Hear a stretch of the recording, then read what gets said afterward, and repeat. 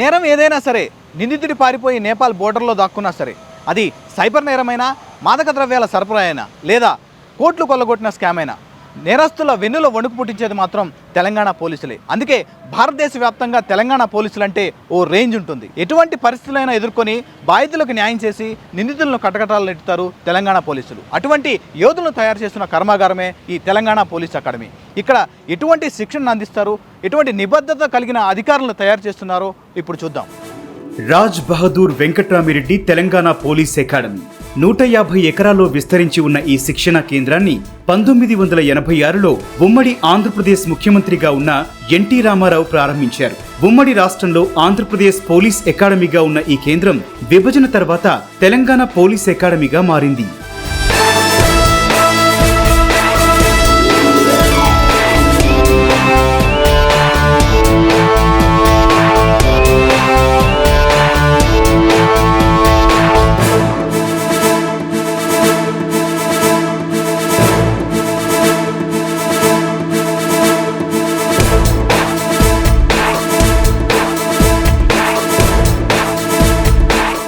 Telangana police అకాడమీలో SI ఆ పై స్థాయి అంటే గ్రూప్ 1 ద్వారా ఎంపికైన డిఎస్పీలకు శిక్షణ ఇస్తారు. ప్రస్తుతం అకాడమీలో 2023 బ్యాచ్కు చెందిన 535 మంది సబ్ ఇన్స్పెక్టర్లకు శిక్షణ కొనసాగుతోంది. వీరిలో 401 సివిల్, 29 మంది స్పెషల్ పోలీస్, 71 మంది ఆర్మర్డ్ రిజర్వ్, 12 మంది ఎస్పీఎఫ్, 22 మంది ఐటీ కమ్యూనికేషన్తో పాటు మరో 9 మంది ఫింగర్ ప్రింట్, 3 ట్రాన్స్పోర్ట్ అధికారులకు శిక్షణ కొనసాగుతోంది.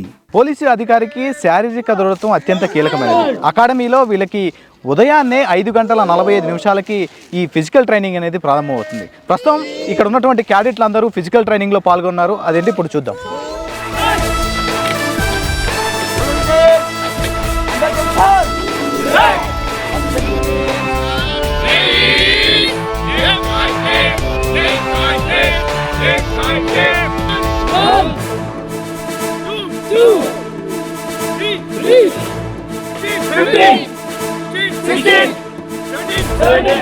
శాంతి భద్రతలు సంరక్షిస్తూ ప్రజల జీవితాలకు, వారి ఆస్తులకు రక్షణ కల్పిస్తూ నేరాలు, విధ్వంసాలు జరగకుండా కాపాడేవారే పోలీసులు. అలాంటి పోలీసులు శారీరకంగా దృఢంగా ఉంటేనే ప్రజలను రక్షిస్తారు. అందుకు ఎంతో కఠోర శిక్షణ అవసరం. ఈ శిక్షణ కోసం ఇలా ఉదయాన్నే లేచి సన్నద్ధమవుతారు.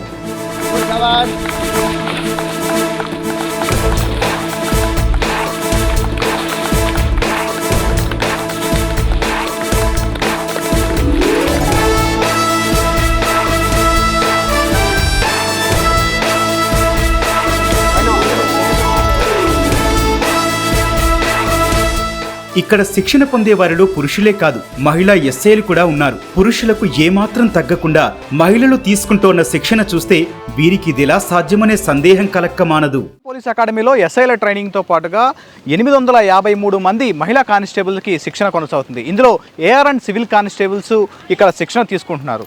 ఉదయం 5 గంటల 45 నిమిషాల నుంచి వీళ్ళ ట్రైనింగ్ స్టార్ట్ అవుతుంది. ఆ తర్వాత ఇండోర్ అండ్ అవుట్డోర్ శిక్షణతో పాటుగా వెపన్ ట్రైనింగ్ మీద కూడా వీళ్ళకి ప్రత్యేకంగా శిక్షణ ఇక్కడ కొనసాగుతోంది.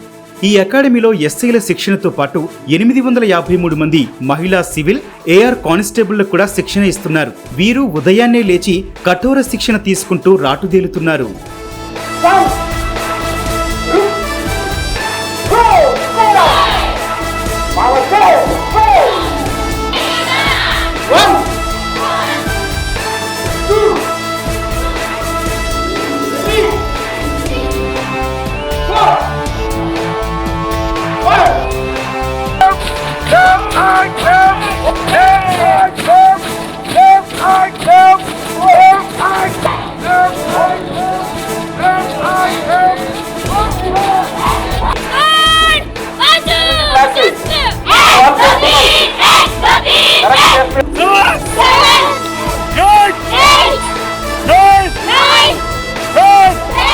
మహిళలు, అందులోనూ పోలీసు శిక్షణ అంటే ఇంటి దగ్గరుండే తల్లిదండ్రులకు ఎంతో భయం, తమ బిడ్డ ఎలా ఉంటుందో అని. కానీ ఇక్కడ ట్రైనింగ్ ఆఫీసర్లు తీసుకుంటోన్న శ్రద్ధ, చూసుకుంటోన్న తీరు, మహిళలకు కల్పిస్తోన్న సదుపాయాలతో వారు చాలా సంతోషంగా ఉన్నారు. కొత్తగా పోలీసు వృత్తిలోకి వచ్చే మహిళలకు ధైర్యాన్నిస్తున్నారు.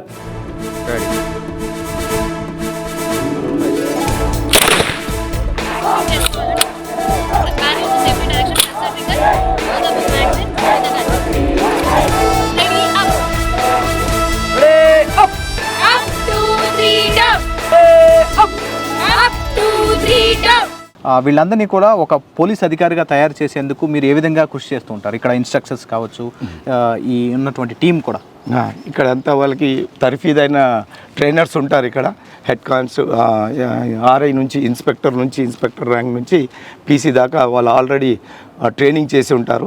ఆ ట్రైనర్స్ను వీళ్ళకి ట్రైనింగ్ ఇస్తారు వాళ్ళు. జనరల్గా వీళ్ళకి డిసిప్లిన్ గురించి మార్నింగ్ వాట్ డ్రెస్ ఎట్లా ఉండాలా, టైమింగ్ పంక్చువాలిటీ ఏంది, నేచర్ ఆఫ్ డ్యూటీస్ ఎట్లా చేయాలా అనేది ఇక్కడ నుంచే తర్ఫీదు ఇస్తాం. వీళ్ళకి ఇక్కడే ట్రైనింగ్ ఇస్తాం.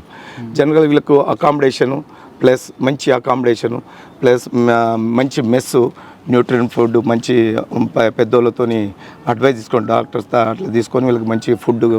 జనరల్గా మా డైరెక్టర్ మేడం చాలా వీళ్ళ మీద బాగా కాన్సన్ట్రేట్ చేసి మొన్ననే ఈ 12 ఆబ్స్టికల్స్ ఓపెన్ చేసింది.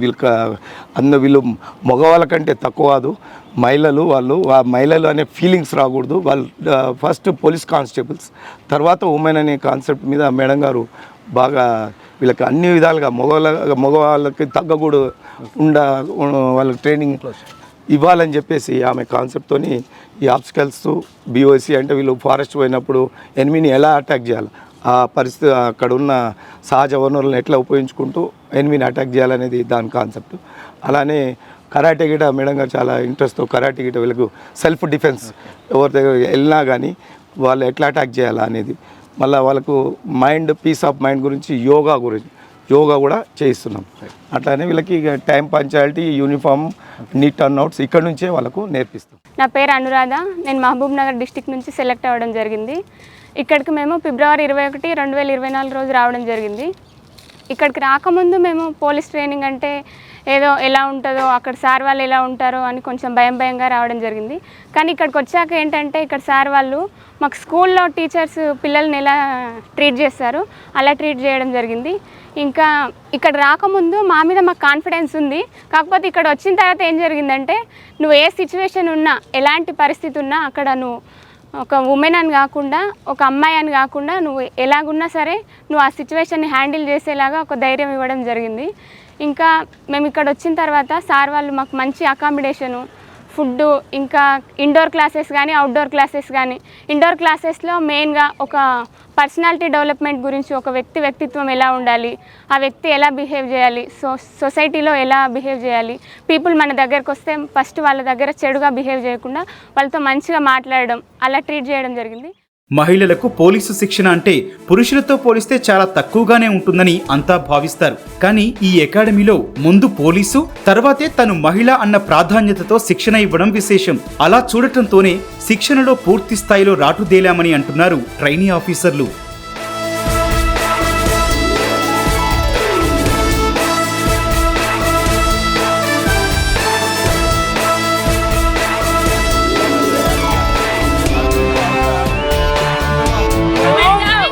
నా పేరు శిరీష.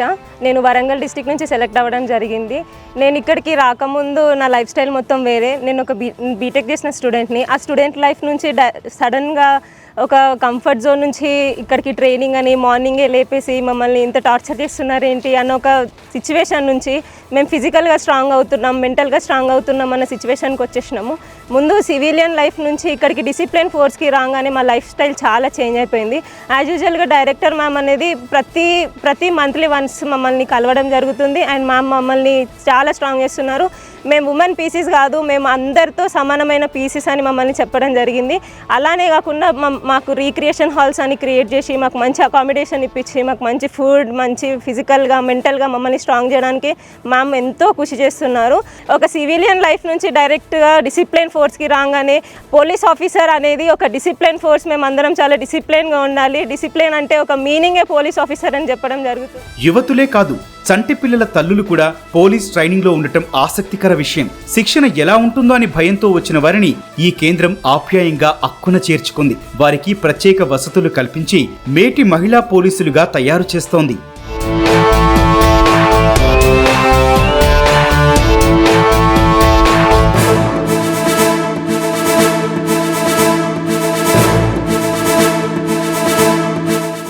మా డైరెక్టర్ మేడం మహిళ అయినందువలన మా ప్రతి ఒక్క ప్రాబ్లమ్ని మేడం అర్థం చేసుకుంటుంది. మాకు ఏవైతే అవసరాలు ఉంటున్నో వెంటనే మేడం సాల్వ్ చేస్తుంది. మేడం అంతకంటే ముఖ్యంగా మేము ఫస్ట్ ఒక ఫీడింగ్ మదర్స్.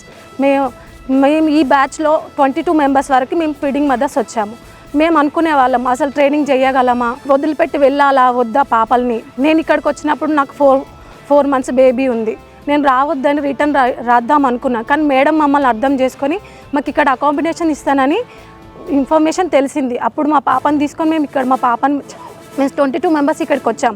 మాకు ఫుడ్ అయినా అకామిడేషన్ అయినా ఒక గార్డియన్ కూడా తీసుకొని ఇక్కడ ఉండడానికి ఒక సింగిల్ రూమ్ మాకు అలాట్ చేసింది అభిలాష బిస్ మేడం. ఫ్యూచర్లో వచ్చే మహిళా పోలీసులకి ఎటువంటి భయం లేకుండా ఇక్కడికి రావచ్చు.